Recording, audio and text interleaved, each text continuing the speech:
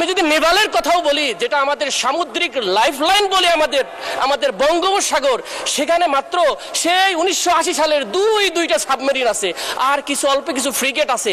এই সক্ষমতা দিয়ে দিই আমাদের সমুদ্র বন্দরগুলো রক্ষা করার জন্য স্পিকার, এই আজাদি ভূমিকে রক্ষা করার জন্য বাংলার হিন্দু, মুসলিম, বৌদ্ধ, খ্রিস্টান যদি এক বেলা না খেয়েও থাকতে হয়, আমাদের এই স্বাধীনতা সার্বভৌমত্ব রক্ষার জন্য আমাদেরকে বাজেট বেশি করে দিয়ে মানুষ আমাদের স্বাধীনতা রক্ষা করতে পারে। স্পিকার, এই পর্যায়ে আলোচনায় অংশগ্রহণ করবেন কুড়িগ্রাম 2 আসন থেকে নির্বাচিত মাননীয় সদস্য জনাব আতিকুর রহমান মুজাহিদ।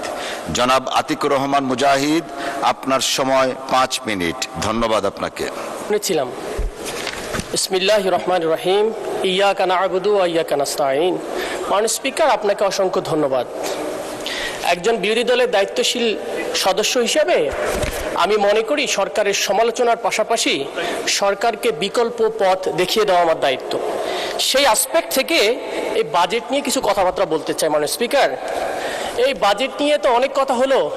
বাজেটের একটা ভালো সাইড, খারাপ সাইড বলতে গেলেও বলতে হয় বাজেটটা একটা বড় ঘাটতির বাজেট, এটা তো স্বীকার করতে হবে। অনেকে এটাকে নিন্দুকেরা বলে এটা একটা সাদা হস্তির বাজেট হয়েছে। মাননীয় স্পিকার, আমি মুদ্রা কয়েকটা পয়েন্টে কথা বলতে চাই। তার 1 নম্বর পয়েন্ট হচ্ছে আমাদের প্রতিরক্ষা খাত। মাননীয় স্পিকার, প্রতিরক্ষা খাতে যে বাজেটটা দেওয়া হয়েছে, আমি তা শুরু করার আগে আমাদের সম্মানিত স্পিকার সাহেব, উনি যেহেতু একজন বীর মুক্তিযোদ্ধা ছিলেন, ওনার সামনে হয়তো বলতে পারলে ভালো হইতো। শুধু এইটুকু বলি, এটা আমার একটা ধৃষ্টতা যে ওনার মতো একজন ব্যক্তির সামনে কথা বলতে পারতাম।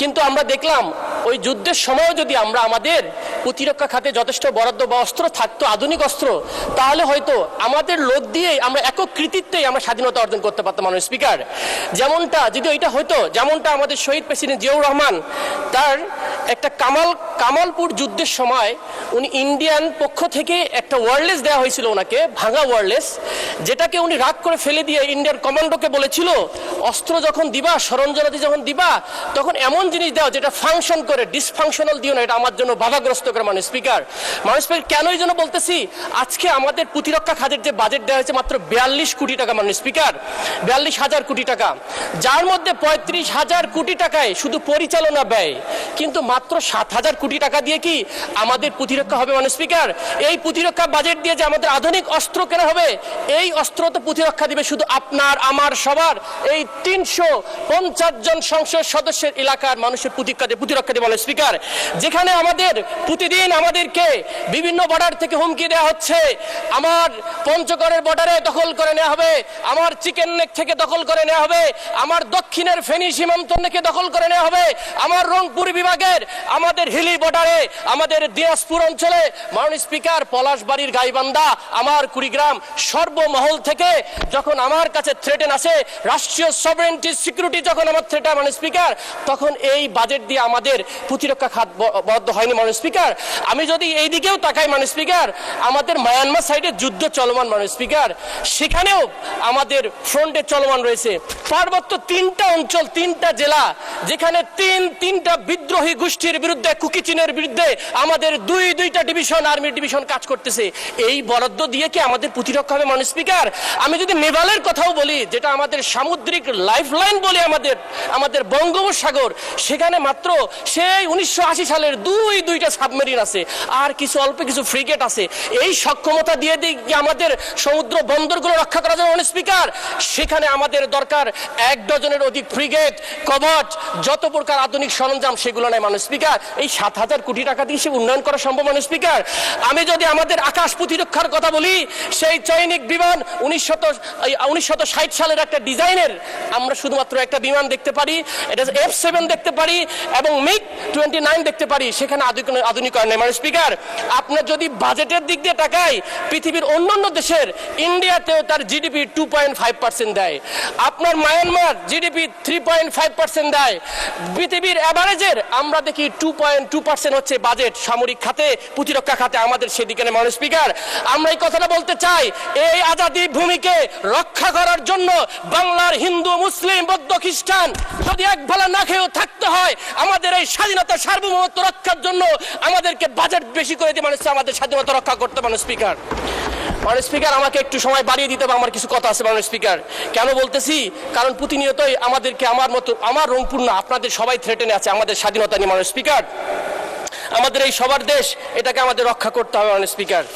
এখন আসি মাননীয় স্পিকার, একটু ব্যাংক খাত নিয়ে একটু কথা বলতে হবে। আমাদের ব্যাংকিং সেক্টরে, আমার অর্থমন্ত্রী এখানে আছেন, আমি খুবই আশাবাদী হতাম যদি 32% ঋণ খেলাপি থেকে 10% আনার জন্য একটা রূপরেখা দিতেন। উনি কোনো ধরনের রূপরেখা দেন, যেটা আমাকে হতাশ করেছে মাননীয় স্পিকার। শুধু কি তাই, উনি নিজেই বক্তব্যে বললেন আমাদের ব্যাংকিং বেস ইকোনমিক সিস্টেমটাকে চেঞ্জ করে ক্যাপিটাল মার্কেট বেজে যাওয়া উচিত। খুবই ভালো কথা, কিন্তু একটা বড় বান্ধনী, একটা ব্যারিকেড দেওয়া হলো। কি ব্যারিকেড?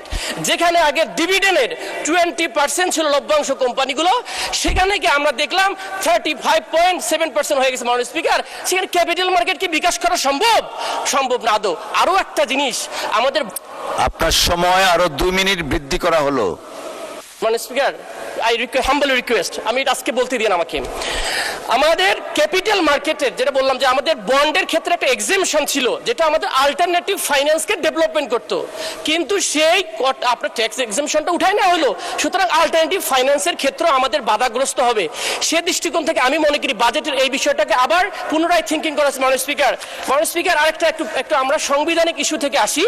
সে বিষয়টা হলো আমাদের সংবিধানের 89 ধারায় বলা হয়েছে গ্রান্ট, ডিমান্ড ফর গ্রান্ট, এবং 90 বিধিতে বলা হয়েছে, আর্টিকেলে বলা হয়েছে যে স্পেসিফিকেশন অর পারপাস লাগবে অথবা অ্যাপ্রোপ্রিয়েশন অ্যাক্ট লাগবে মাননীয় স্পিকার, যার মাধ্যমে খাতটা কোন খাতে আপনি টাকাটা পাস করে নিচ্ছেন।